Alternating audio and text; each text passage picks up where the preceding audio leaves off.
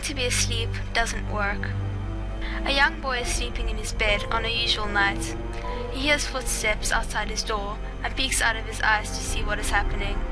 His door swings open quietly to reveal a murderer carrying the corpses of his dead parents. After silently propping them up on a chair, he writes something on the wall in the blood of the dead bodies.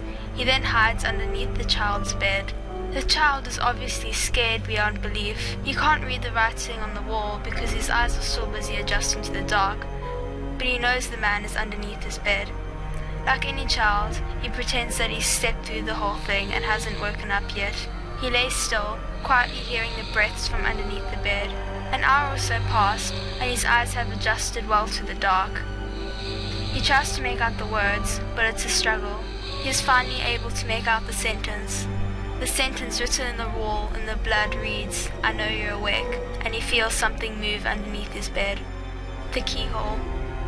A man went to a hotel and walked up to the front desk to check in. The woman at the desk gave him his key and told him that on the way to his room there was a locked door with no number and no one was allowed in there. Especially, no one should ever look inside the room under any circumstances.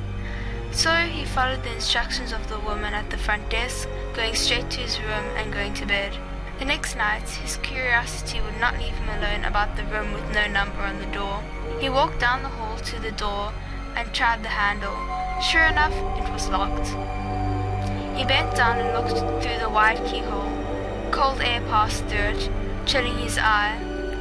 What he saw was a normal hotel bedroom, like his, and in the corner there was a woman whose skin was completely white. She was leaning her head against the wall, facing away from the door. He stared in confusion for a while. He almost knocked the door, out of curiosity, but he decided not to.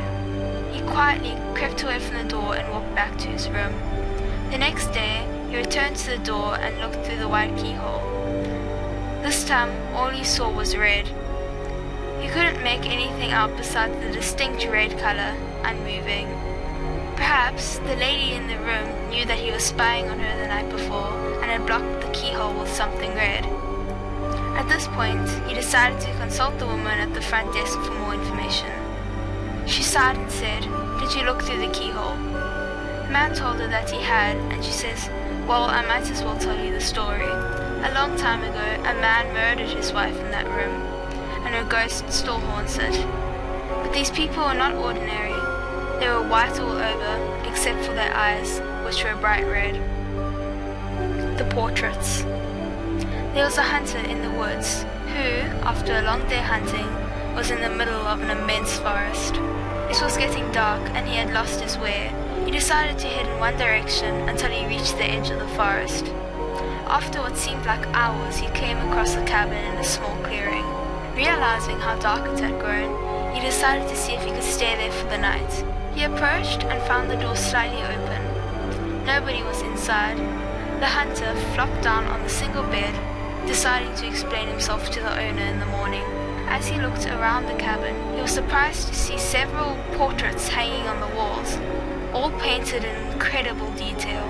They all appeared to be staring at him, their features twisted into looks of hatred and malice.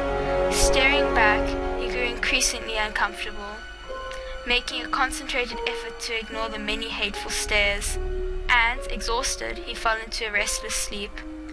The next morning, the hunter woke up. He turned, blinking in the unexpected sunlight.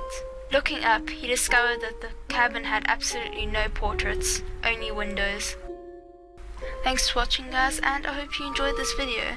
Let me know if any of these scared you or if you've heard some of these before. If you have your own scary stories, let me know in the comments as well. Have an amazing day, and I hope you have a fantastic Halloween. Bye, guys.